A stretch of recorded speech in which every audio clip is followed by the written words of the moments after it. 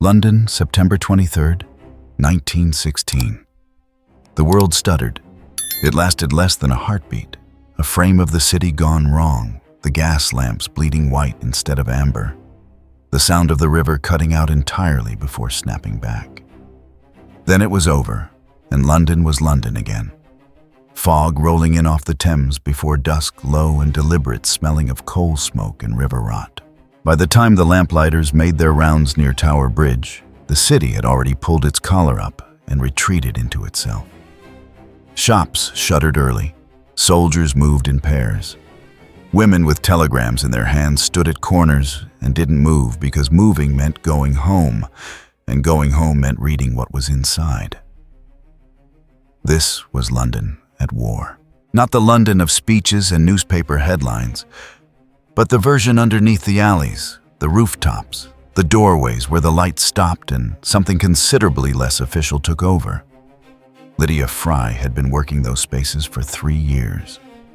She was crouched on the ledge of a narrow building 2 blocks east of the bridge, her coat pressed flat against the stone, her breath controlled and shallow. Below, a patrol of 4 soldiers moved in loose formation, their boots striking the cobblestones in that particular rhythm of men who believed no one was watching them. She noted the interval between each footfall, noted the direction of their turn, noted the gap.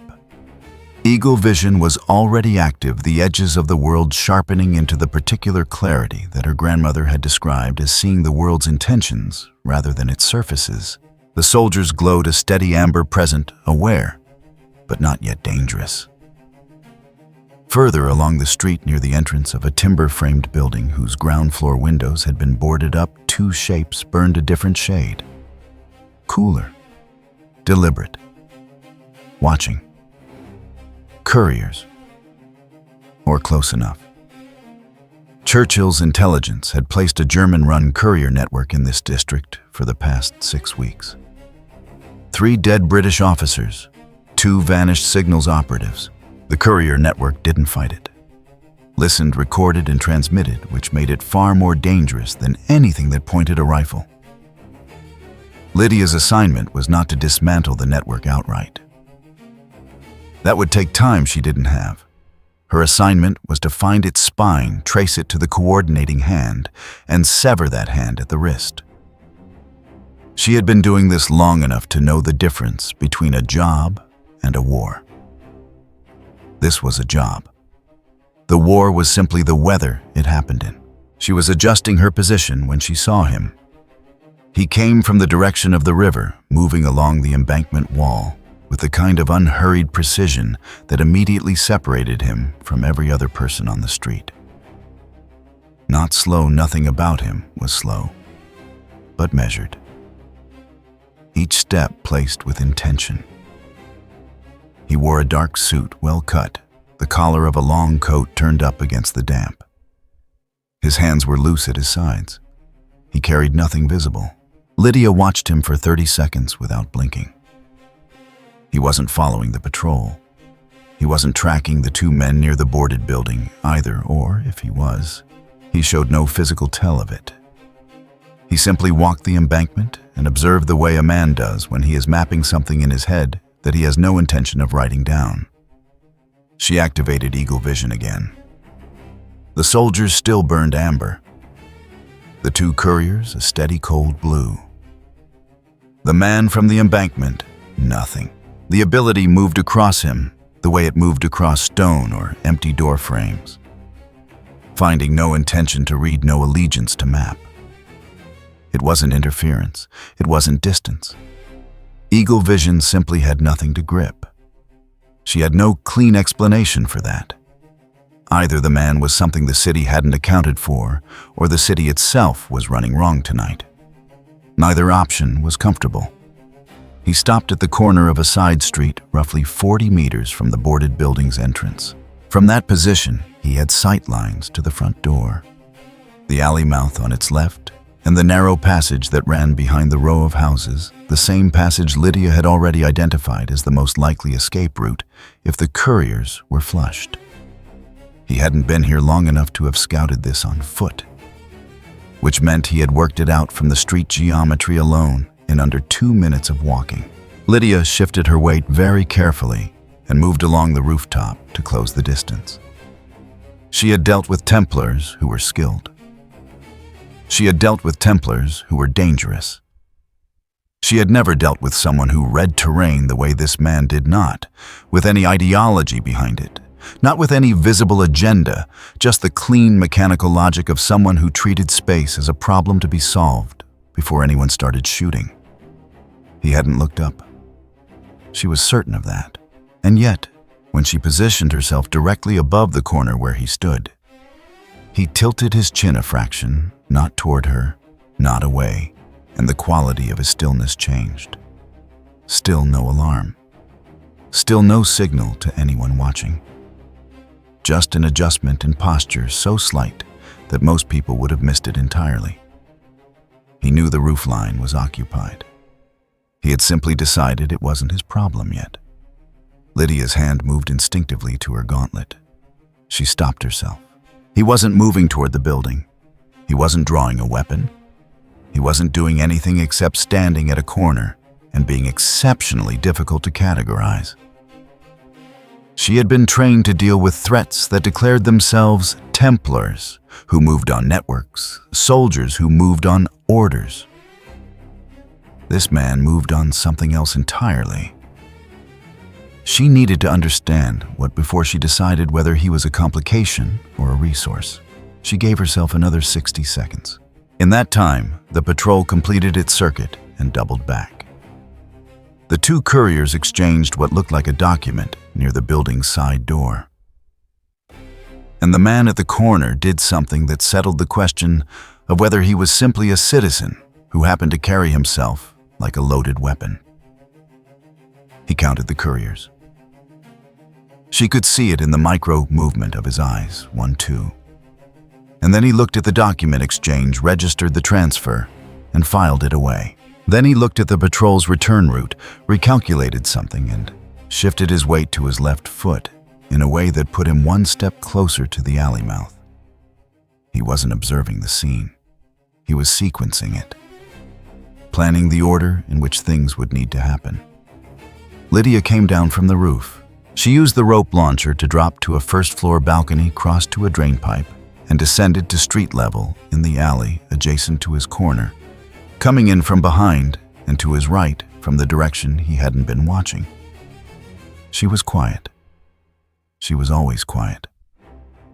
She stopped 2 meters behind him. "You've been standing there for 4 minutes." Her voice was low and flat. "Most men who aren't supposed to be here fidget." He didn't startle. He didn't reach for anything. He turned slowly and without drama and looked at her with brown eyes that were doing the same thing to her that she had been doing to him from the rooftop, reading, cataloging, filing. Most men who aren't supposed to be here don't come down from the roof to ask about it. His accent was American. His coat was dry despite the fog, which meant he hadn't come far on foot. The suit beneath it was dark and structured in a way that had nothing to do with fashion. The fabric sat wrong across his chest and left shoulder too flat, too deliberate, the kind of cut that existed to accommodate weight underneath rather than to hang cleanly. When he turned, the lapel had shifted just enough, a holster, low profile left side, and the grip of something compact and serious seated against his ribs. Not a military sidearm, not a policeman's revolver. Something chosen for the work rather than the rank. She kept her hands visible. He kept his hands visible. Neither of them moved. "You're not military?" "No." "Not press?" "No." "Then what are you doing on my street?" Something shifted in his expression, not quite curiosity, not quite amusement, but a quality of attention that sharpened at the word "my." "Your street." "My city, my problem." Same answer. He glanced once toward the boarded building, the first time he had acknowledged it directly, and then back at her. "2 couriers, document transfer, patrol rotation every 8 minutes. Whoever they report to isn't on site." A beat. "That's your problem." Lydia studied him. He had just confirmed that he had read the entire scene in the same way she had reached the same primary conclusion and volunteered it without any apparent interest in what she was going to do with the information. Not a bribe, not a negotiation opener, just a statement of what was visible to anyone who knew how to look. You have a name, Wick. She waited to see if there was more. There wasn't. Above them, the fog thickened. The patrol's boots struck the cobblestones somewhere around the corner, marking time. In the boarded building, a light moved behind a crack in the shuttered window. Someone inside checking something, unaware that two people in an alley 40 meters away had already decided they were not going to be the most dangerous thing in this street tonight. Lydia had not yet decided what Wick was. But she had decided one thing: whatever he was not going to be easy to remove, and she did not have the time to try. Stay out of sight, and don't touch anything until I tell you. When he didn't answer, he just moved back into the shadow of the alley wall, and when she looked again, the corner of the street was as empty as if he had never been standing there at all. They moved east along the embankment, staying off the main road. Lydia kept 3 meters between them, close enough to redirect him if he made a wrong turn, far enough to react if he decided to be a problem. He hadn't been a problem. He walked the way he'd been standing at that corner, deliberate, unhurried, each step calibrated to the cobblestone rather than fighting it. She watched his hands. They stayed loose. They always stayed loose. The fog had thickened since she'd come down from the roof, pressing in from the river in slow gray sheets. Tower Bridge was a silhouette, now its lanterns reduced to smeared orange points in the murk. Somewhere above the cloud cover, a Zeppelin patrol route was being logged by men in warm rooms with maps and pins. Down here, none of that applied. There are 3 of them. Wick wasn't looking at her. His eyes were moving across the street ahead with that same flat economy she'd clocked from the rooftop. 2 in the building. 1 mobile. He came out of the side passage 40 seconds after the document transfer and walked north. He's a runner. Lydia had seen the same thing. She didn't say so. The 2 inside aren't doing the watching themselves. There's a watcher across the street, the man in the doorway of the hardware shop. He's been there since before I arrived. His job is to flag if anyone gets too close to the building. A pause. He flagged you twice. You didn't notice. She had noticed. She chose not to correct him on that either. The runner goes north, which means the drop point is north. Probably within 4 blocks, far enough to separate the courier from the source, close enough to turn around fast if something goes wrong. He stopped walking, turned to look at her directly for the first time since they left the alley. Whoever receives from the runner isn't in this district. The runner goes to an intermediate, someone who cleans the information before it moves on. Lydia considered him. You learned all of that from standing at a corner for 4 minutes. 3.5. She almost said something, didn't. He wasn't showing off. That was the thing she kept returning to. There was no performance in it, no pause to let her appreciate the deduction, no angle being worked. He was simply reporting what was visible to him, the way a surveyor reports elevation. The information existed. He passed it on. Whether she found it impressive was entirely her business. Who sent you? She asked. No one. That's not an answer. It's the only one I have. She watched his face. He didn't look away.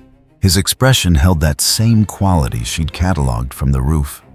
Not quite blank, not quite open, but controlled in a way that suggested the control was very old and very practiced. What do you want with a German courier network in wartime London? I don't want anything with it. A beat. I want the person giving it orders. There it was. She filed it away. Why? Something moved in his jaw. Not much. Just enough to tell her the next words had weight behind them. that he wasn't going to share. Professional reasons. Lydia looked at him for a long moment. The fog shifted. From somewhere east, a factory horn sounded twice and went quiet. The war marking time. "Who are you with?" she asked. "And don't tell me no one. Men like you are always with someone." "I was." He held her gaze. "Not anymore." She waited. He didn't expand. The sentence sat between them. With the finality of a door being closed, not slammed, not locked, just quietly shut and left that way. She switched direction. "The building. What else did you see?" "Ground floor boarded. Second floor has one working lamp northeast corner. The light moved twice, someone checking a perimeter they can't actually see from that window. Nervous habit, not protocol." He glanced back toward the direction they'd come. "The generator in the rear is running hot. You can hear it cycling if the wind drops. Whoever's in there needs the power, but isn't maintaining the equipment. And that tells you what? They're not planning to be here long." Lydia absorbed this. It matched her own read, but he'd arrived at it from different data. The generator sound, the lamp movement, the nervous window checking. He hadn't used eagle vision. He hadn't needed to. The city tilted. It was subtle less than a second, but the cobblestones under her feet lost their texture for a fraction of a moment, going flat and wrong like a stage set before the paint had dried.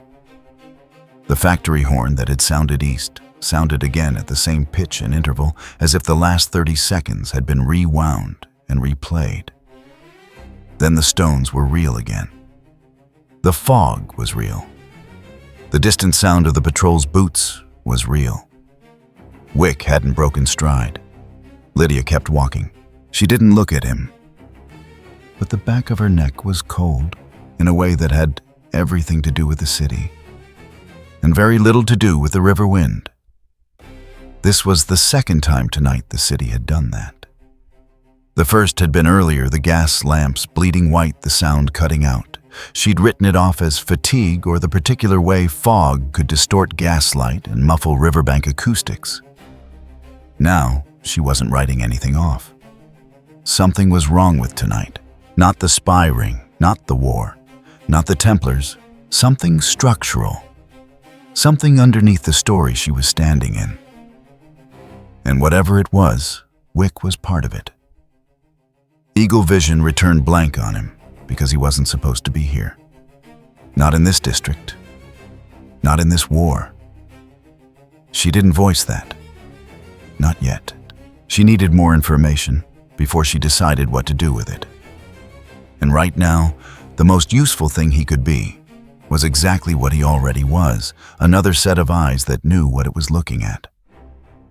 The person giving orders. She came back to it. "You said you want them." "Yes." "So do I." She let him sit with that for a moment. The network has a coordinator. Someone who isn't a courier, isn't a watcher, doesn't appear on any list Churchill's people have managed to compile. The couriers don't know who he is. The runner doesn't know. The watcher across the street definitely doesn't know. She paused at the corner of a side street and checked the mouth of it before continuing.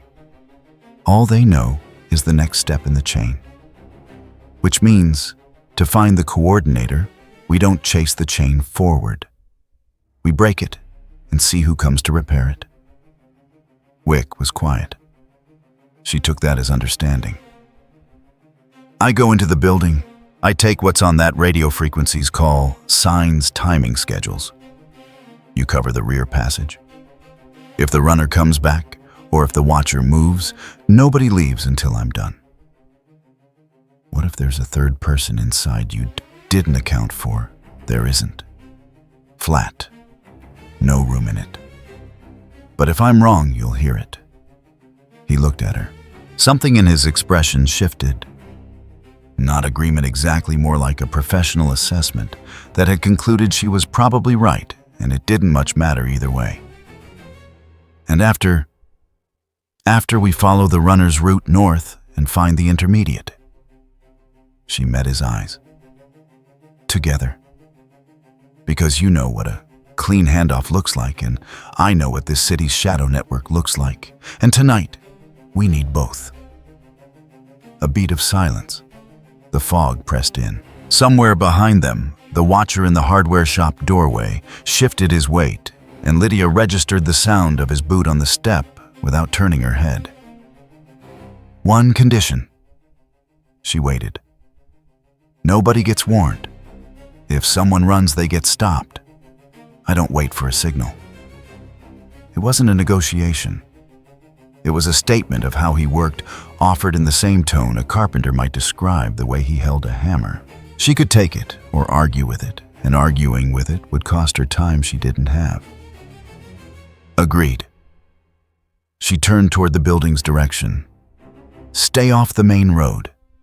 The patrol comes back in 6 minutes. She moved. He moved with her parallel a different angle, the way two people walk when they've reached an understanding that doesn't require them to be friendly. Behind them, the hardware shop doorway was empty. The watcher had gone inside. Neither of them had seen him leave. Lydia noted it, kept it, adjusted the route in her head and kept walking, because the only way to find out what that meant was to keep moving forward, and in this city on this night stopping was the one thing she could not afford to do. The watcher was gone.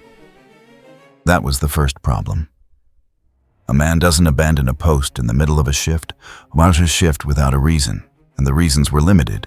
He'd been pulled, he'd panicked, or he'd gone to report. Of the three, the last was the most dangerous, which made it the one Lydia assumed. She gave them 4 minutes before the network's internal alarm would move from possible to confirmed. 4 minutes was not a lot of time. The rear of the building backed onto a service lane, barely wide enough for a handcart.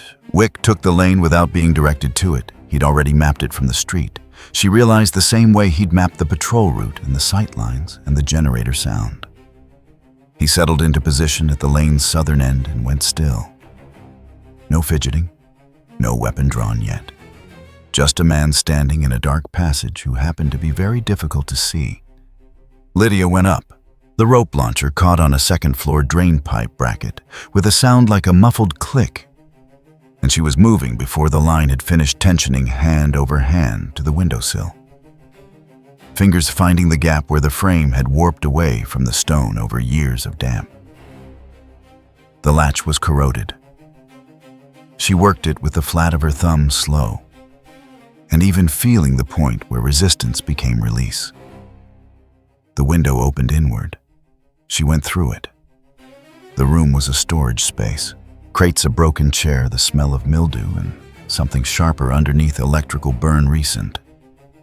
The generator noise was louder from here, vibrating up through the floorboards from the rear annex. She crossed to the door and listened.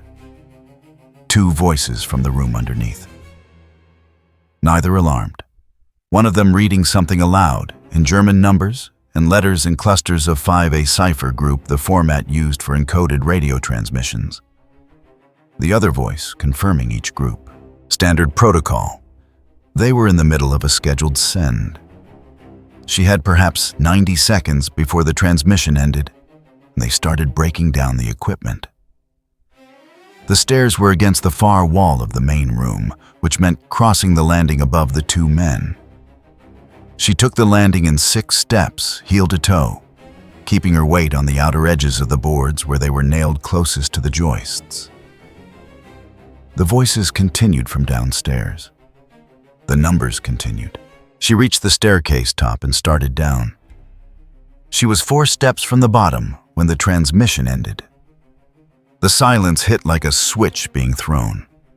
One of the men on the floor beneath her shifted immediately, chair-scraping footsteps, crossing toward the base of the stairs. Lydia pressed against the wall and let the throwing knife clear the gauntlet into her palm in one motion, not raising it, just holding it low and ready, and waited to see which way the decision fell. The footsteps stopped. A cupboard opened. The clink of a bottle. The footsteps went back the other direction. She let 2 seconds pass. Then she went the rest of the way down. The main room held a folding table, the radio set, 2 chairs, and a lamp turned low. One man was at the table with his back to her, already beginning to pack the radio's components into a leather case. The other was by the window with the bottle, young tired, keeping half an eye on the street. He turned his head at the wrong moment. He had time to register her presence. He didn't have time to do anything about it. The dart caught him in the side of the neck, and he went down without a sound, the bottle still in his hand. Lydia crossed the room in 3 steps, caught the bottle before it hit the floor, set it on the sill. The man at the table had started to turn at the sound of the chair going over. She was already behind him, one arm across his throat, her weight dropping back, and he was out in under 10 seconds. She lowered him to the floor and went straight to the radio. The transmission log was still open beside the set, a carbon copy sheet with the session's outgoing groups and, more usefully, an incoming notation made in pencil at the top corner. A call sign, 2 letters, 3 numbers. Beneath it, a time. And beneath that, written small and quickly, as if added as an afterthought, a single word that wasn't a code group.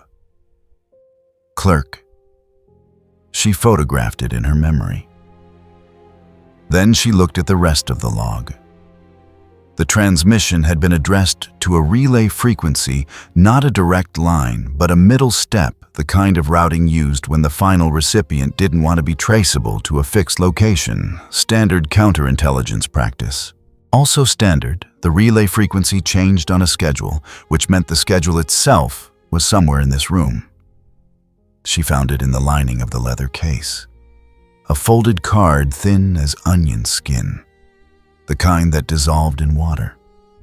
7 frequencies, 7 days, today's circled. Tomorrow's written in a different hand from the rest, added later by someone with access to the updated schedule. Someone above the 2 men in this room. She took the card. Then she heard the rear door, not forced. The latch turned from outside quietly, and the doors swung in at the same careful angle of someone who knew the building's layout. Lydia was already moving toward the side wall when a figure stepped through the runner. Back earlier than the route suggested he should be, which meant the drop point had moved or the intermediate had sent him back. She stopped. The runner stopped. For a half-second, they looked at each other across the dim room and the 2 unconscious men on the floor. The runner went for the rear door. He didn't make it. From outside came a single compressed sound, not a gunshot, something shorter and more final, the kind of impact that a person makes when they stop moving suddenly and don't start again. The door swung back open. Wick stepped through, checked the room. Once looked at Lydia, looked at the 2 men on the floor, and looked at the radio. Runner. I heard. She held up the frequency card.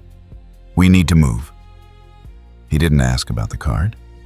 He crossed to the rear door, checked the lane in both directions, and held position. She took a last look at the table, the cipher log, the packed radio case, the lamp burning low, and made a decision.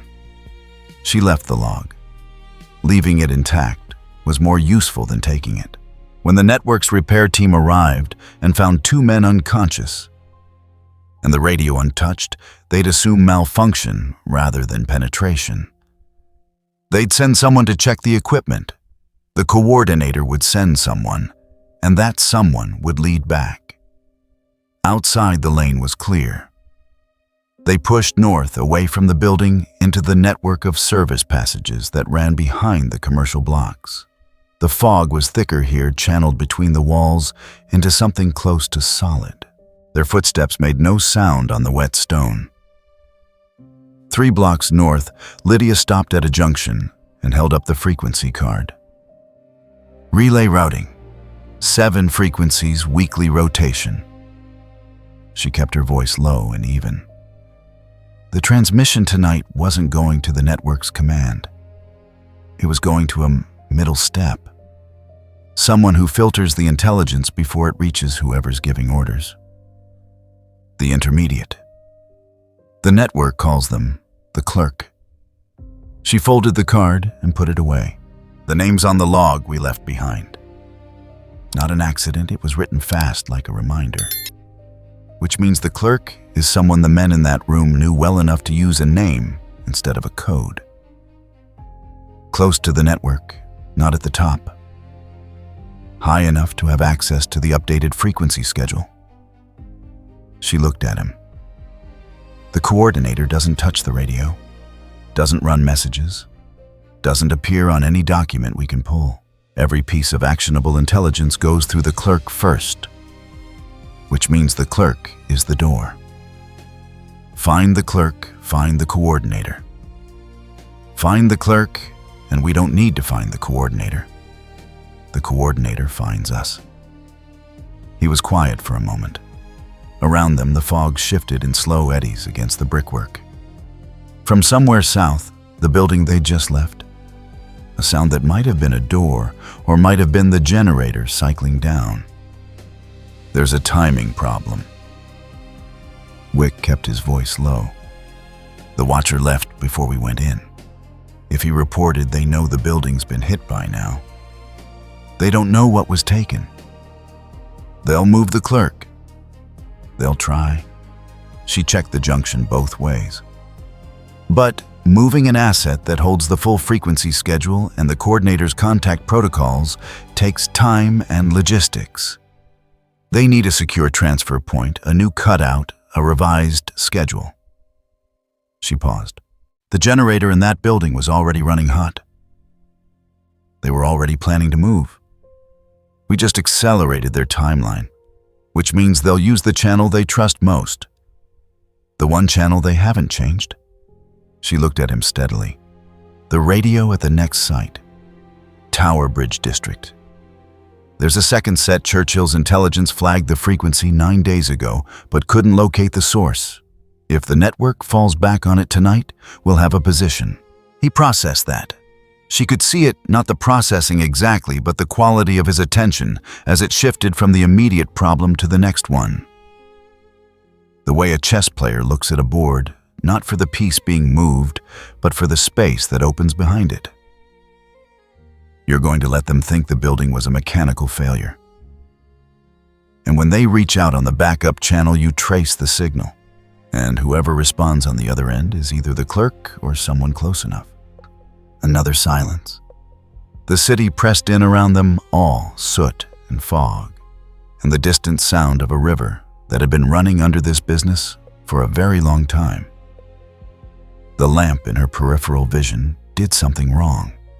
A single frame where its light went the wrong color, too clean, too white before correcting back to amber. She registered it and let it go. Whatever was fraying at the edges of tonight, it hadn't sharpened into anything she could name. She noted it the way she noted the fog present unresolved, not yet a problem. She filed it alongside Wick and kept moving. Spies are replaceable. Coordinators aren't. He glanced at her. A beat. Then stop chasing spies.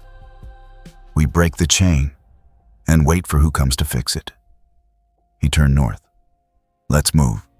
Lydia took them west. It wasn't the direct route. The direct route to the safe house ran along the river through 2 checkpoints and a stretch of open embankment that any competent tale could cover from 3 different angles. The route she chose instead threaded through a block of commercial warehouses, doubled back through a covered market that closed at dusk, and emerged onto a narrow street with exits at both ends and a drain pipe on the north wall that could put a person on the rooftop in under 20 seconds. 2 exits. 1 elevation point. Clean lines of sight in every direction. It was also, if she was being precise about it, a test. She'd laid it carefully, not as a trap because she didn't want him dead, but as a frame. A man with something to hide would take the exits. A man running his own operation would clock the drain pipe and position himself to use it. A man who was exactly what he appeared to be, a professional, with no agenda beyond the target, would do what Wick did. He walked to the center of the space, turned a slow half circle, and stopped facing the street's northern end. "You added 4 minutes to the route?" Not an accusation, a statement. The direct route has exposure problems. The direct route has 2 checkpoints and an open stretch. He glanced at the drain pipe. This has a rooftop option and 2 ground exits. You're not being cautious. You're checking something. She looked at him for a moment. "You're an unknown. I don't trust unknowns." "You don't have to trust me." He turned back to face her. "You have to decide if I'm useful." "That depends on what you do when someone runs." "I told you what I do." "You told me a rule." "Rules change depending on who's watching." She kept her tone even clinical. "I've worked with people who had rules. Most of them amended their rules the first time something personal got in the way." He was quiet for a beat.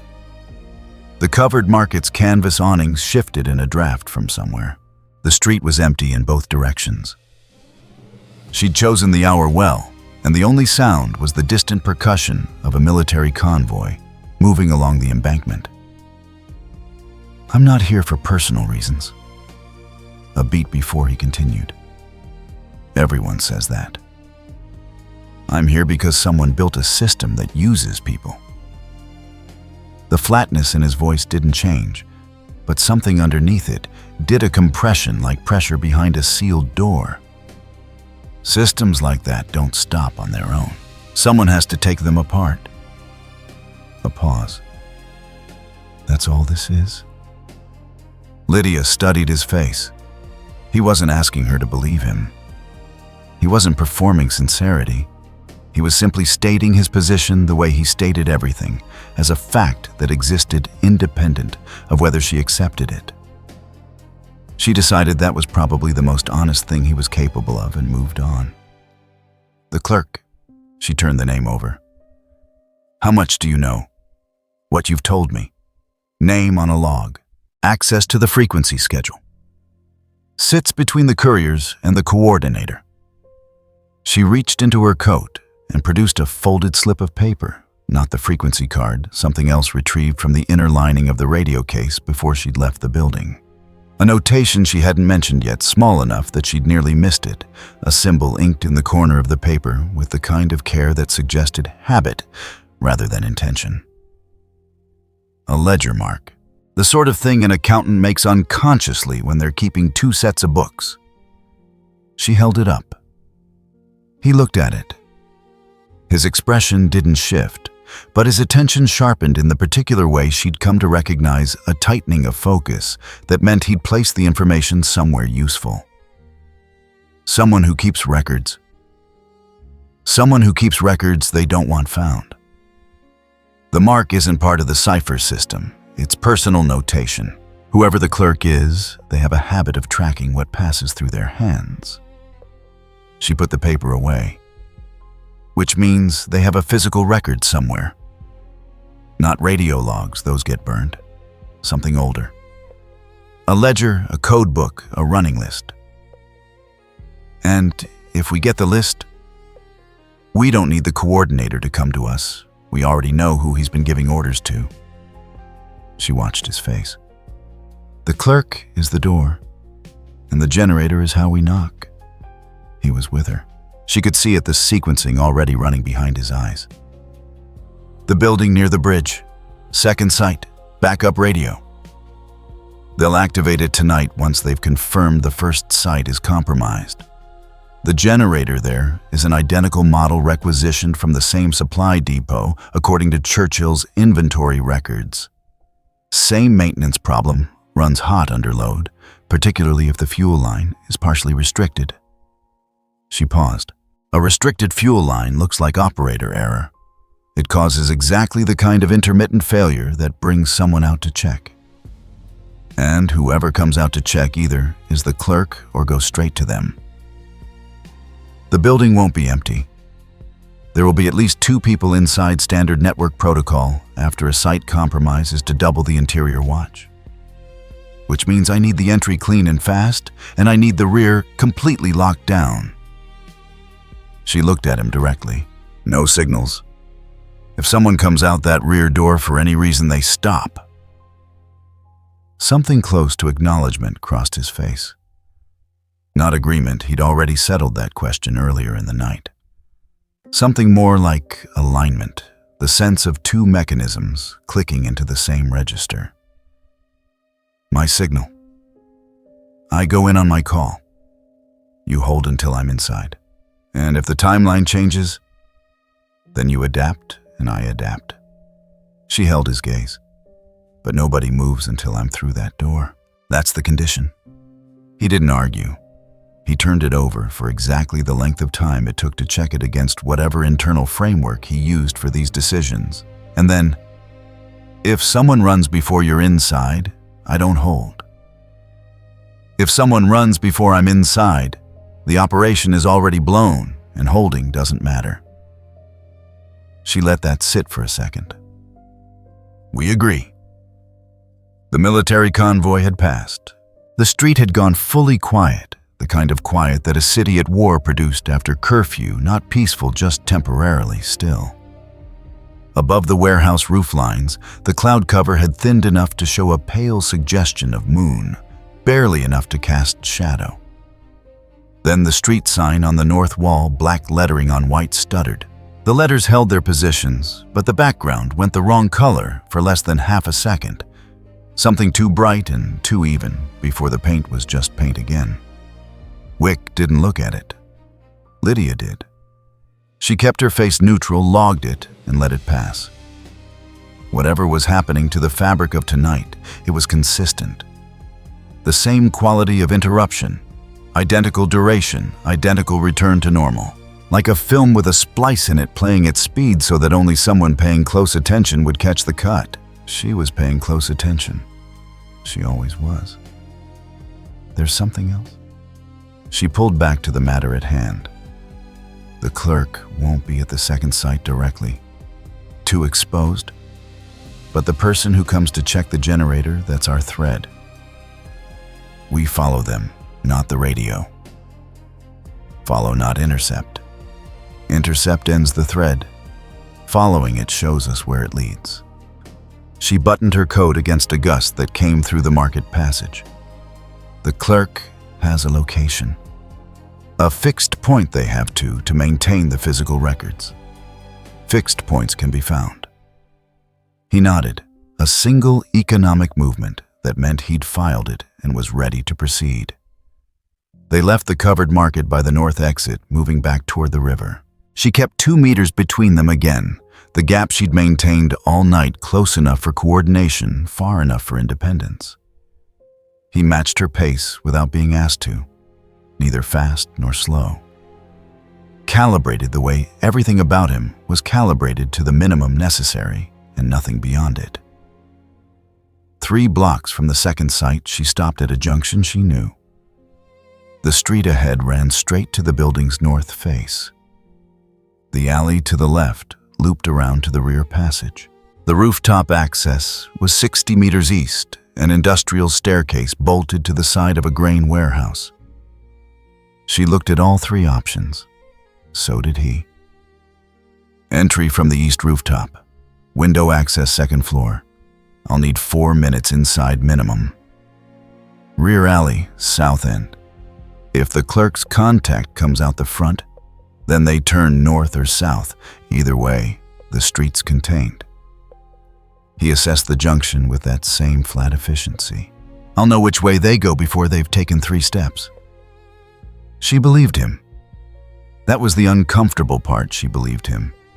Not because she trusted him, but because everything she had seen tonight supported it, and disbelieving competence she directly observed was a form of self-deception she couldn't afford. 4 minutes. Then we move. He looked at the alley, looked at the rooftop access, looked at her. You're still deciding if I'm an asset or a liability. Not an accusation, just an observation offered in the same register as his terrain reports. She didn't deny it. Every factor is both. Until it isn't. He accepted that with a silence that was neither wounded nor satisfied and turned toward the alley. She turned toward the rooftop stairs. The moon had gone back behind the clouds. The city settled into its wartime stillness, that particular held-breath quality of a place that had learned to sleep lightly. 4 minutes. Then they'd find out what the clerk's thread was made of. The second building sat 40 meters back from the embankment, tucked between a requisitioned warehouse and a coal merchant's yard that had been shuttered since the start of the war. No residential neighbors, no foot traffic after dark. Whoever had chosen the location understood that the best cover wasn't concealment, it was irrelevance. A building nobody had reason to approach was more secure than one with a locked door. Lydia approached from the east along the grain warehouse's shadow line. Wick went south down the service alley without a word exchanged. They'd mapped this junction an hour ago. He knew his positions. She knew hers. From the rooftop of the coal merchant's yard, she could see the building's rear one door, iron-latched, hinged outward. A single lamp above it burning low. The generator was housed in a lean-to annex, bolted against the building's west wall. She could hear it from here, the particular uneven note of machinery running hotter than its tolerances allowed. 40-50 meters below and to her left at the passage's southern mouth. She caught the barest displacement of shadow that meant Wick had taken his position. She pulled her coat tighter and moved to the rooftop's edge. The generator's fuel line ran along the outside of the annex wall, exposed a shortcut taken by whoever had installed it in haste. She'd need 90 seconds at the annex before going in. She took the drain pipe down in 12 seconds, landed on the lean-to roof in silence, and lowered herself to the fuel line's access panel. The restrictor valve was exactly where Churchill's inventory schematic had placed it. She turned it 3/4 closed. Not fully a fully closed valve. Produced silence, and silence drew no one. 3/4 produced the intermittent stutter. She needed a mechanical fault convincing enough to bring someone out to look brief enough that they wouldn't immediately call for help. She heard the generator's rhythm change. Uneven now. Cycling with a catch on every third rotation. She went up the drain pipe over the lean-to roof and in through the second-floor window she'd identified on approach. The latch was newer than the one at the first site, recently replaced, the screws still bright. She worked it with a thin blade from her gauntlet's cuff slot, feeling for the tongue's release point, and was through in under 20 seconds. The room was different from the first building. Smaller, organized. 2 cots, a folding table, a wall map with pins, the kind of operational setup that someone had taken time to arrange rather than throwing together. These were people who planned to stay. Footsteps below. One set moving toward the rear. The generator's stutter had been heard. She heard the rear door open. The lamp above it threw a slice of amber across the narrow way, then narrowed as the door swung wider. One man stepping out, pulling the door, almost closed behind him. She watched through the window gap as he crouched beside the annex, opened the access panel with the practiced movement of someone who'd done it before. He'd find the restrictor valve. He'd adjust it. He'd go back inside. She had 4 minutes, possibly 5. The radio was on the table already live, a green indicator lamp burning steadily. The frequency dial set and locked. She committed the frequency 7.4 megacycles, lower than standard military band chosen for range over clarity. The transmission log showed 2 entries in different hands. Outgoing at 2140 hours, 12 cipher groups to the relay call sign from the first site. Incoming at 2,203 4 groups, and below them a plain language note scrawled by whoever had decoded it, North Intermediate. Clerk confirms. Await delivery. She read it once. That was enough. She moved to the folding table's drawer. The drawer held 3 items, a pencil, a spare battery cell, and a thin cloth-bound ledger, its corners worn from handling. She opened it. A running list of call signs, dates, quantities, not a communications log, the entries too irregular and too brief. A tracking record every line in the same precise hand, the kind that understood precision as survival. At the top of the first page, in ink slightly older than the rest, a single initial. C. The clerk kept records of everything. Who sent what, when, how much. Not a log, a liability register. Evidence of the full shape of the operation held by one person alone. She took the ledger. Outside, the man at the annex had found the restrictor valve. She heard the generator's rhythm smooth out, then immediately stutter again. She'd set the valve at the threshold between fault and function, and he hadn't found the right adjustment yet. Another 2 minutes at least. She was almost at the window when the rear door opened a second time. The second man. Not a random check, he'd heard the generator and come to help. She pressed against the wall beside the window frame and listened to the two of them at the annex voices. Low, one explaining the problem, the other offering a second opinion. Standard. Expected.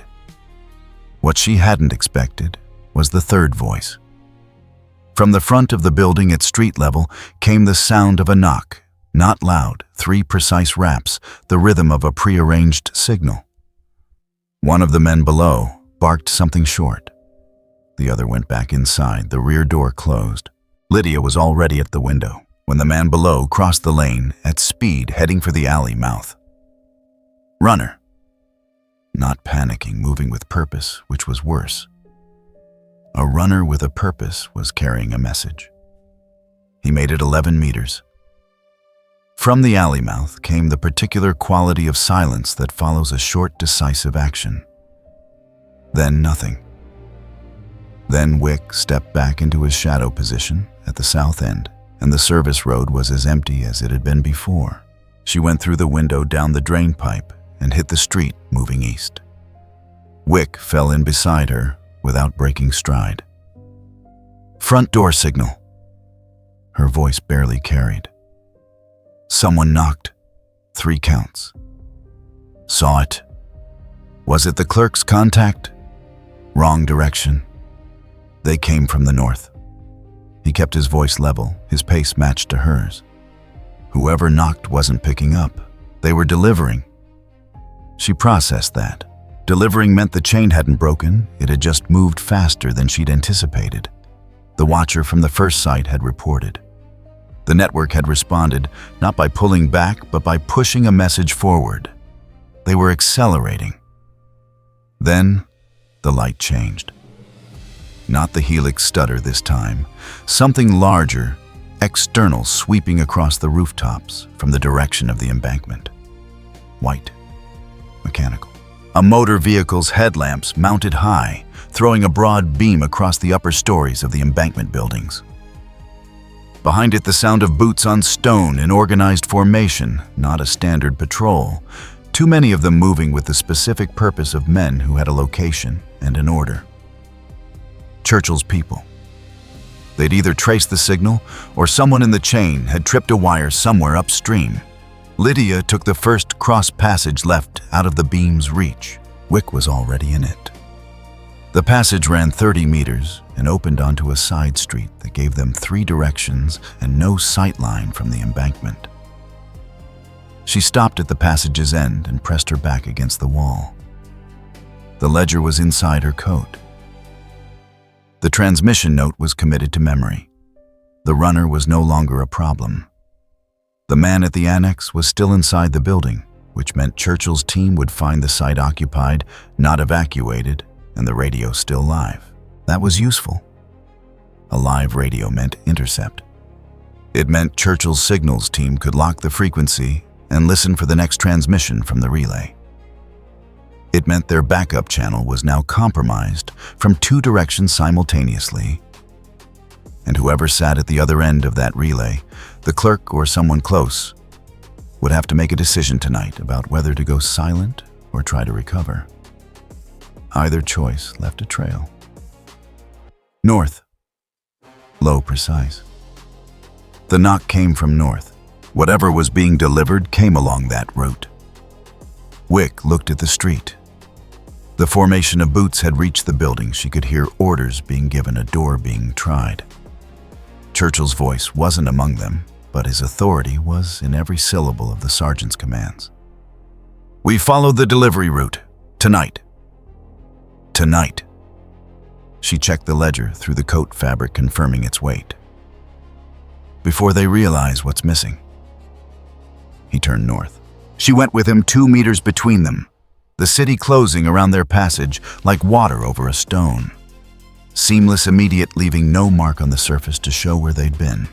They heard the formation before they saw it. Boots on stone, regular and deliberate, not a patrol's loose rhythm, but the compressed cadence of men moving toward a specific address with a specific order. Lydia counted the footfalls from the shadow of a doorway. On the cross street, 8, possibly 10, plus the low idle of a motor vehicle idling somewhere behind them. Military transport. The kind that carried not just soldiers, but authority. She pressed back into the doorway. Wick was already at the building's corner, 5 meters north, positioned where the wall's angle broke the lamplight. The column turned into the service road. Torches swept the building's facade, found the rear door held on it. A sergeant called a halt. The vehicle's engine cut. In the silence that followed, Lydia heard a second set of footsteps, lighter, singular, unhurried, coming from the direction of the embankment. Churchill walked like a man who expected the city to adjust itself around him. He came through the gap between 2 soldiers without breaking stride, glanced at the building's ground floor, and turned toward the shadows, where Lydia had positioned herself. He didn't call out. He simply looked at the correct shadow as though he had known she'd be standing in it, and waited. She stepped forward just enough to be visible. No further. "Miss Fry?" His voice was low and clipped, carrying the particular compression of a man accustomed to saying a great deal in very few words. "The radio in that building, is it intact?" "Intact and live, frequency logged." "Good." He looked at the building's facade for a moment, assessing something. "There's a second channel. We've had traffic on it since 11. It's coming from the Tower Bridge quarter north side. I need it located and silenced before morning." "How much traffic demand?" "Enough to suggest they're not pulling back." He met her eyes. "They're accelerating, Miss Fry. Someone is pushing intelligence out of this city tonight, and whoever is directing that push is not concerned about losing the men we've already found." A pause. "Which means either they have more to spend, or they believe they have protection we don't know about." Lydia held that thought without showing it. "I'll find the channel.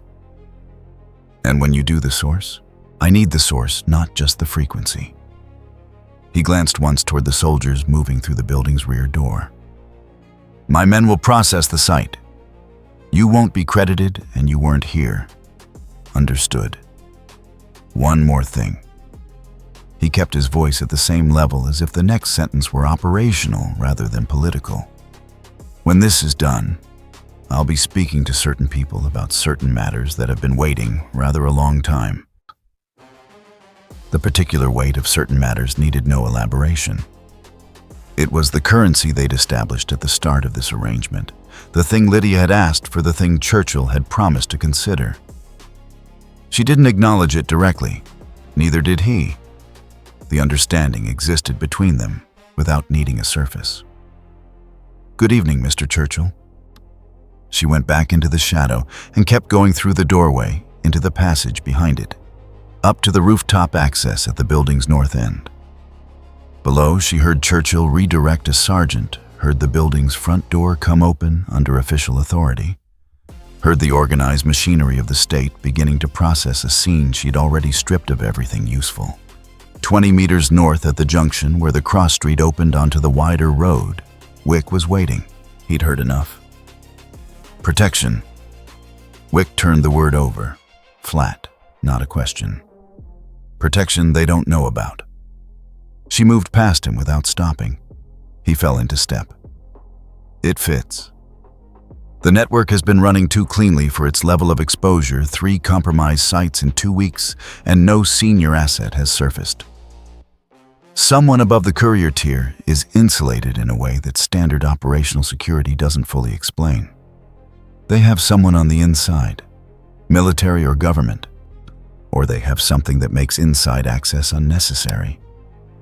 She kept her pace steady, working through it as she walked. Churchill's signals team ran the intercepts. They couldn't locate the second channel source because every time they narrowed the bearing, the transmission had already moved. Equipment doesn't do that on its own. Wick was quiet, but she registered the shift in his attention, a slight tightening, the kind that meant he'd placed a piece somewhere and was checking its fit. They're not just ahead of us logistically. They're ahead of us perceptually. They know where Churchill's signals team is looking before the team knows where it's going to look. She left the implication suspended between them. Wick was the kind of person who didn't need implications spelled out. They moved north, cutting through a covered arcade that ran parallel to the main road. The arcade was dark, except for a single gas lamp at its far end, and the sound of their passage was swallowed by the vaulted ceiling. Behind them at the building they'd left, she could hear the muffled authority of Churchill's operation taking hold. Doors orders, the creak of floorboards under official weight. 3 blocks north, she stopped. Chalked on the arcade's inner wall, faint recent positioned at eye level for someone who knew to look, was a mark. Assassin notation, her Brotherhood cipher placed there within the last hour by someone running a parallel route through the district.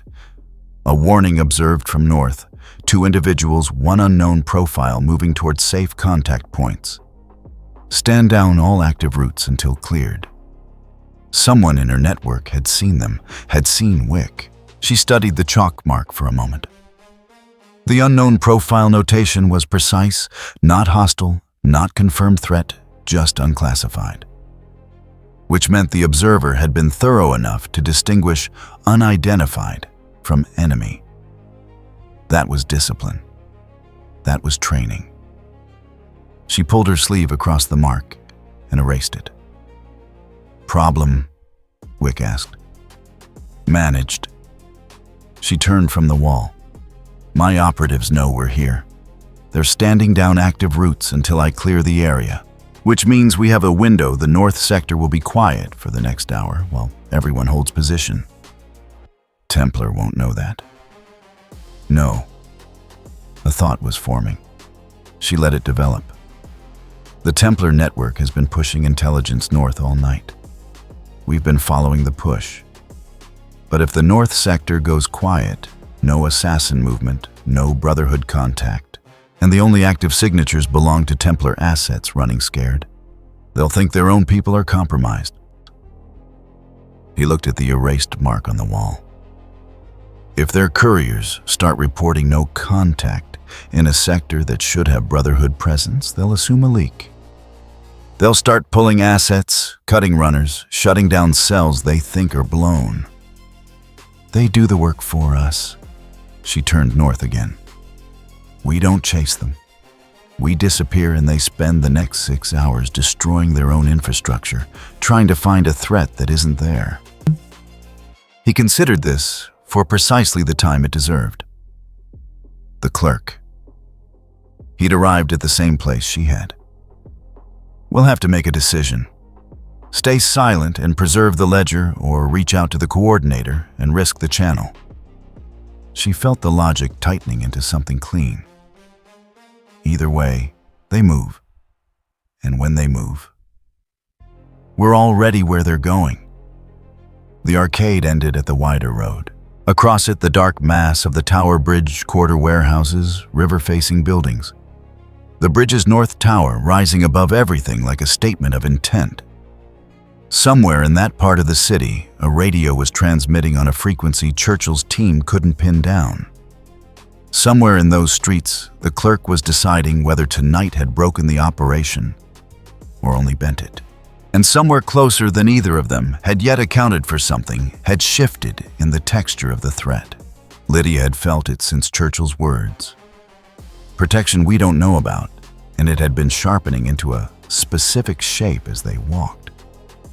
Not a leak, not a mole, something more direct, something designed not to intercept information, but to intercept the people carrying it. Templar operations she'd seen before relied on leverage and blackmail, on bribery and coercion. They'd also, in rarer cases, used technology from the Brotherhood's own archives, tools old enough to predate the war, predate the century, predate everything that the men in those buildings thought they understood about the limits of what was possible.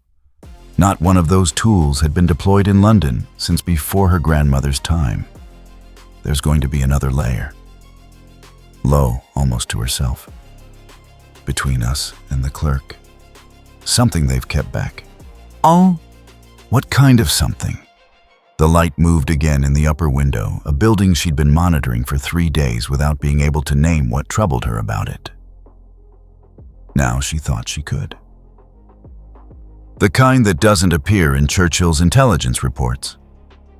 Because whoever is running it doesn't want his operatives to know it exists. Wick looked at the window. Looked at her.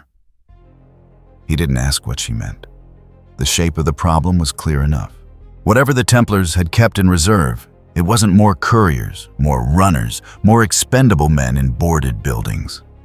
It was something they were confident enough in to save for the moment when everything else had failed. The light in the window went out. The guards were wrong. Lydia spotted it 3 buildings before they reached the target address, a warehouse on the north face of the bridge, approach its upper windows dark. Its ground floor entrance watched by 2 men whose body language carried something she didn't have a clean word for. Not alert, not bored. Somewhere between the two, in a way that reminded her of a compass needle pulled toward a source it couldn't name. They were watching the street, but they weren't deciding anything. The decisions had already been made for them. She put her hand out flat low, the signal for stop, without looking at Wick. He stopped. The 2 at the door. Barely a breath. He looked for 3 seconds. Pupils. She'd been about to say the same thing. From 40 meters in low gaslight, the dilation was visible, both men's eyes too wide, tracking too smoothly the particular quality of attention that belonged to people operating under instruction rather than instinct. Something's running them. From where? She scanned upward. The warehouse had a loading gallery on its 3rd floor, a timber platform bolted to the exterior wall, originally for hoisting cargo, now offering an unobstructed line across the approach road and both flanking streets. A single figure stood at the gallery's end, partially screened by a canvas awning. Partially. Not fully.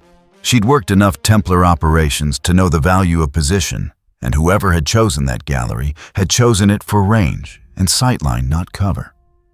They wanted reach, not concealment, which meant the thing they were doing required distance and angle. 3rd floor gallery, northwest corner. Wick found it. She watched his assessment run its course 3 seconds. 4, the same flat economy she'd come to read as competence rather than coldness. They need the high ground, which means they lose it if we force them down. We can't go straight at it. The 2 guards will converge the moment we cross the threshold. Not if they can't see us. She looked at the roof line to their east. The adjacent building, a granary 6 stories connected to the warehouse by an iron walkway installed for fire brigade access, put them above the gallery without crossing the street. 40 meters of elevated approach out of the warden's angle of vision from the northwest corner. I go east, over the walkway. Come in behind the gallery. I go straight. Keep the warden focused on me. That's not a plan. That's bait. Yeah. He looked at her. You have 4 minutes before they adjust position. She held his gaze for a moment. He wasn't being reckless, she could see that now. He was offering himself as a controlled variable, something to occupy the warden's attention while she worked the angle he couldn't cover. It was the same logic as the generator, the same logic as the runner at the rear door. He found the load-bearing point in every situation and stood on it. 4 minutes, and went east. She was 12 meters up the granary's external staircase when she heard the first effect. It came as a frequency, not sound, exactly more the bone-carried sensation of a sound at the edge of hearing, the kind that made the inner ear report one direction while the body's balance suggested another. The stair rail caught her hand before she'd consciously reached for it. She recalibrated, kept climbing. Below in the street, one of the guarded entrance men had turned toward where Wick was moving. The other hadn't. They weren't coordinating, they were being coordinated. At the granary's roof, she crossed to the fire brigade walkway and started east to west across the iron grating. The elevated platform was 15 meters below and 40 ahead. She could see the warden now. A man in a long coat standing at the timber rail, holding something at chest height with both hands. The object was small enough to cup, dark enough to lose against his coat, but it caught the ambient light from the bridge lamps in a way that metal doesn't, and glass doesn't, something older than either, something that absorbed light rather than reflecting it. Piece of Eden. Small form. Contact range potency, broadcast range diminished. She'd read the Brotherhood's archived accounts. She'd never seen one active. Below, Wick had crossed into the open street. He moved without hesitation, not charging, not rushing, just walking toward the warehouse entrance at the pace of a man who had decided the next 30 seconds were going to happen on his terms. The warden turned. The object came up. The two guards pivoted simultaneously, precisely like marionettes, responding to the same string. Wick changed direction, without breaking stride, left into the shadow of a parked dray. Then, immediately right around its far side, putting the vehicle's mass between himself and the warden's line of sight. The guard's pivot stuttered. One of them stopped mid-step, momentarily unmoored from its instruction. The warden compensated, leaning over the overhang rail to reacquire angle. That lean cost him 3 meters of awareness behind him. Lydia came off the walkway onto the loading platform in 2 steps, silent on the timber boards, and was at the warden's back before he'd finished adjusting his grip on what he held. She didn't reach for the object first. She went for the operator. One arm around his throat, her weight dropping back the same sequence as the radio room, but faster because the warden was not a tired courier, and he felt the contact immediately. He twisted, drove an elbow back, caught her across the ribs, hard enough to shift her grip. The object swung wide on its cord. Below, one of the guards collapsed mid-stride, suddenly uncoordinated. The signal had broken for a fraction of a second, and the body, relieved of instruction, didn't know what to do with itself. Wick was already past them, moving for the building's entrance. The warden got a hand free and tried to bring the thing back to bearing, not on Lydia, on the street, on Wick. Both her hands found his wrist and drove it down against the overhang rail. Once. The object struck iron. A sound came from it that wasn't quite a crack and wasn't quite a tone, something between the two, and the warden's whole body shuddered as though he'd touched a live wire. The guards in the street below stood still, then sat down on the cobblestones with the gradual deflation of puppets whose strings had been cut simultaneously. Lydia pinned the warden's wrist and held. He was breathing hard. His focus fractured whatever concentration the object required, broken past quick recovery. The coordinator. Flat. Where? Nothing. His jaw was set, the expression of someone who had prepared for this moment and made a decision about it in advance. She adjusted her grip. He winced. "You have about 90 seconds, she told him, before the man downstairs gets tired of waiting and comes up here to ask himself." The warden's eyes moved to the staircase door. Something in his calculations shifted. Storage warehouse, end of the approach road. North face Riverside. He'll be gone by midnight if the channel doesn't confirm. It won't confirm. Then you have... He checked something in his head. 40 minutes. She released his wrist. He didn't run. He stood at the platform's edge and looked at the street below, where his two men were beginning slowly to recollect themselves from the cobblestones. A process that would take several minutes and leave them with headaches and no reliable memory of the preceding hour. The object lay against the timber where it had struck. She picked it up by its cord, holding it away from her body. Up close, it was even less explicable than it had appeared from 40 meters smooth, dense, warm in a way that had nothing to do with the ambient temperature, its surface unmarked by any feature she could identify as mechanical. Wick appeared at the staircase door. He looked at the warden, at the thing on its cord, at her ribs. Broken? She tested a breath. Bruised? He looked at the cord and what hung from it. That's what was running them. Yes, a beat. That isn't a trick. No. Que va? He held her gaze. It's a tool. Something crossed his expression, not wonder, not fear, just a quiet recalibration, a man incorporating new information into an existing framework. Tools break. She looked at the object on its cord, looked at the warden who was now staring at the river with the expression of someone who had just spent their last significant asset and was running the arithmetic of what came next. Storage warehouse, North face Riverside. She looked at Wick. 40 minutes. He turned for the stairs without a word. She followed the object still on its cord, held away from contact with anything she valued. Behind them, the warden stayed at the platform's edge. Below, his two men were sitting up, looking at their hands, looking at the street, looking at each other with the mutual confusion of people waking from a sleep they didn't remember starting. The bridge's north tower rose above the warehouse roofline, ahead its stonework catching the last of the cloud-filtered moon. 40 minutes. The coordinator had a window, and they had the same window, and the only question left was who moved faster through it. The storage warehouse, at the end of the approach road, was the kind of building that had been forgotten by everyone except the people who needed it to be forgotten. 3 stories, river facing its north wall, running flush against the embankment stone. No sign. No lamp above the door. The kind of anonymity that cost money to maintain. Lydia counted 2 men on the exterior, one at the south corner, one at the water's edge, and a third moving between the windows on the second floor, checking a circuit that told her the interior had more than one room in use. 38 minutes since the warden had given them the address. He's still here. Low, steady.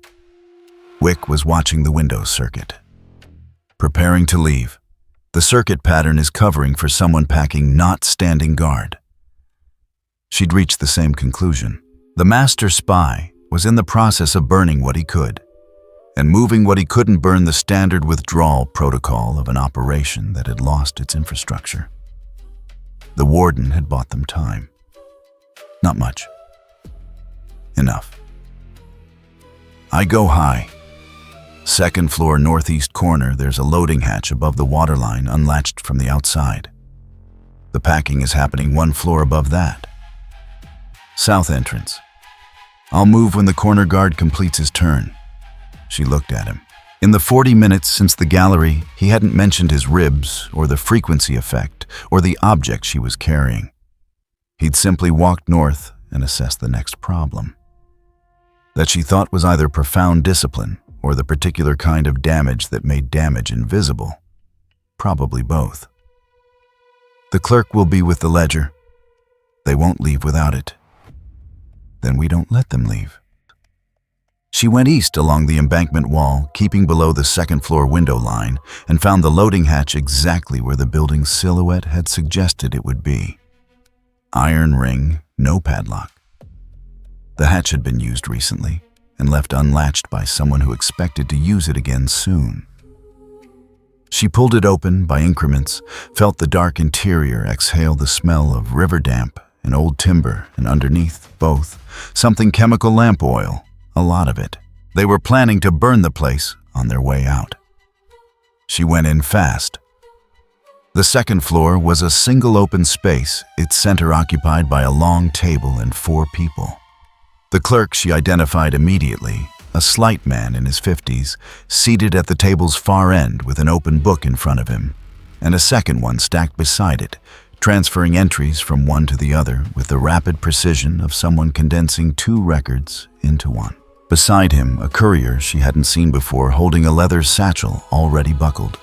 Across the table, 2 men she recognized from the approach road surveillance photographs, not fighters administrators.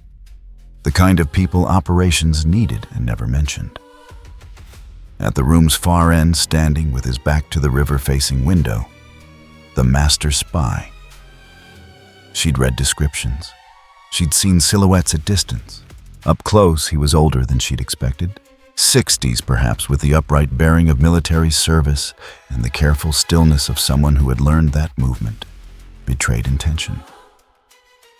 He was watching the clerk's transfer work with the controlled patience of a man who had done this before. A man who had burned offices before, who had left cities before. He hadn't seen her. She moved along the wall toward the clerk. Below, at street level, she heard the south entrance, a sound too brief and precise to be accidental. Wick had come through. The courier looked up. His eyes found her a half-second before his body could respond, and in that half-second, she was already past him, her hand closing over the clerk's wrist before he could pull the open ledger off the table. He made a sound, not quite a shout. Something more controlled the sound of a man who had prepared for this possibility and found it no less terrible for being prepared. She drew his arm back, put her weight into it, and the transfer work stopped. The 2 administrators at the table stood. Neither reached for a weapon, they were reaching for papers. She read that, as trained response when the sight is blown, prioritize the documents. She put her boot through the nearest stack and scattered it across the floor. The master spy turned from the window. He looked at her, at the clerk at the door behind her, and in the space of 2 seconds, she watched him perform the same kind of rapid calculation she'd seen Wick perform a dozen times tonight, except where Wick's calculations ended. In action, the master spy's ended in assessment. He was deciding whether the situation was recoverable. The door at the room's far end opened. Wick came through it. The master spy looked at him. Something in his expression shifted. Not fear, not quite, but the specific recalibration of a man whose situation has just been reclassified. He'd been prepared for assassins. He hadn't been prepared for whatever category Wick occupied. The runner network is gone. Wick crossed the room with the measured pace that meant the exits were already covered. The relay frequencies are burned. The warden is done. He stopped 5 meters from the master spy. You have no channel, no courier, no infrastructure to give orders. A pause. Whatever you were going to do tonight, you can't do it. The master spy was quiet for a moment. You don't know what I was going to do. Doesn't matter. Wick held his gaze. You can't do it. The 2 administrators read the room correctly and sat back down. The courier with the satchel put the satchel on the table. The clerk had stopped struggling. Lydia still had his wrist. She reached across with her free hand and closed the book. This is the part where we disagree. Her voice stayed quiet. He turned his head to look at her. His expression was the careful blankness of someone holding a great deal very still. I want the cipher key, the one that decodes the back pages. And if I give it to you, the ledger becomes evidence for people who know how to use it. Every name, every transaction, every order traceable. Or, she held his gaze. Your network is already dead. The key decides whether its history dies with it. He thought for 7 seconds. She counted. Then he told her. She committed it, released his wrist, and picked up both ledgers. Crossed the room to where Wick was standing 3 meters from the master spy, who had not moved. She held the ledgers out to Wick. He looked at them, looked at her. You want to keep them? One of them. The encoded pages, the coordinator's contacts, the financial routing, the dormant cells. That's intelligence that takes years to build and can't be reconstructed quickly. And if it gets taken back, then the network has everything it needs to rebuild in 18 months. She held his gaze steadily. I know what I'm asking you to trust. He looked at the ledgers for a moment. Then he took the upper one. The transfer copy the clerk had been working on, the condensed version, the one that held the most concentrated intelligence, and crossed to the lamp on the wall bracket. He held the cover to the flame until it caught, then set it on the stone floor and let it burn. She watched the transfer copy go. The original encoded partial requiring the cipher key he didn't have, she put inside her coat. Behind them, the master spy made a decision. She heard him move not toward the door, toward the window, and Wick was already turning, already between him and the river-facing glass, covering the distance in a way that left no ambiguity about how the next 3 seconds were going to resolve. The master spy stopped. He stood at the window with the bridge's north tower framed behind him, its stonework pale against the clouded sky, and looked at the two of them with the expression of a man who had just finished the arithmetic and found the answer unacceptable. You'll have burned the wrong half. What you kept the key won't hold. The cipher rotates every 30 days. Lydia held his gaze. I know. We have 26 days. Something moved in his jaw. Nothing further. What happened next was brief. It was also, she thought afterward, completely characteristic of Wick. Not theatrical, not drawn out, simply the minimum necessary applied at the correct point in a way that ended the problem without creating a new one. The master spy was a coordinator, not a combatant. He'd spent 30 years building systems that meant he never needed to be in the same room as violence. Tonight he was in the same room as it, and he had no system left to put between himself and that fact. The room went quiet. The burning ledger on the floor had reduced itself to a curl of black paper and a smear of ash. The lamp still burned on its bracket. The 2 administrators were looking at the table. The courier had his hands flat on the satchel. Lydia looked at the clerk. The cipher key. Write it down. He wrote it down.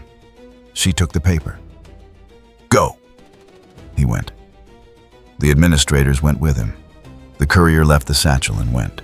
Wick picked up the satchel, opened it, checked the contents, more papers, a second set of call signs, a folded map with notations, and set it beside the burning remnants of the transfer copy. She watched the call signs catch and go. The radio downstairs. Done. He'd come through the south entrance. He'd had time. She trusted the statement without requiring confirmation. The room was quiet, in the way rooms go quiet when the thing that was happening in them has finished. River sounds through the window. The distant percussion of the city continuing its war without reference to what had just concluded in this particular building. She looked at Wick. He was standing by the window where the master spy had stood, looking north at the bridge. In the gray pre-dawn light, the first suggestion of morning, beginning somewhere beyond the cloud cover, he looked exactly as he had looked when she'd first seen him from the rooftop 7 hours ago. Unhurried, calibrated, carrying something internal that expressed itself only in the quality of his stillness. Eagle vision, when she tried it, returned nothing. It slid over him the same way it had slid over empty stone. You don't belong here. Not an accusation, a statement. He looked at her. Brown eyes steady, giving away nothing that he hadn't decided to give away. No. Not in this city. Not in this war. She held his gaze. Wherever you came from, whatever broke you into this particular night, it wasn't 1916. He was quiet for a moment. Does it matter? She thought about it. Genuinely. The spy ring is gone. The ledger is secured. The clerk has no means and no master. She paused. Whatever you are, the result is the same. Then it doesn't matter. Mom, She almost agreed. Didn't. You're not Brotherhood. You're not Order. You don't answer to any structure that's ever existed in this city's shadow war. She studied him. That makes you the most dangerous thing I've encountered in 3 years of this work. Not because of what you did tonight, because there's no framework that accounts for you. He looked at the river. You're not the first person to say that. The light shifted. Not a glitch, something real.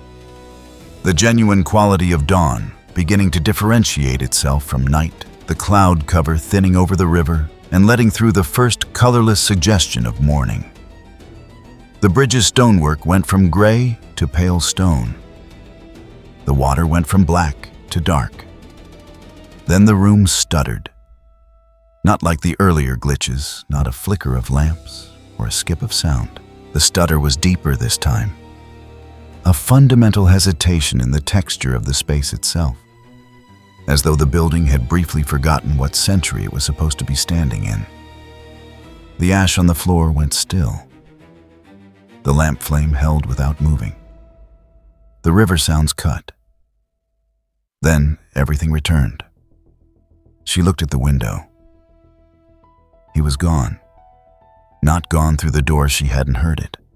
Not gone through the window she'd been watching it.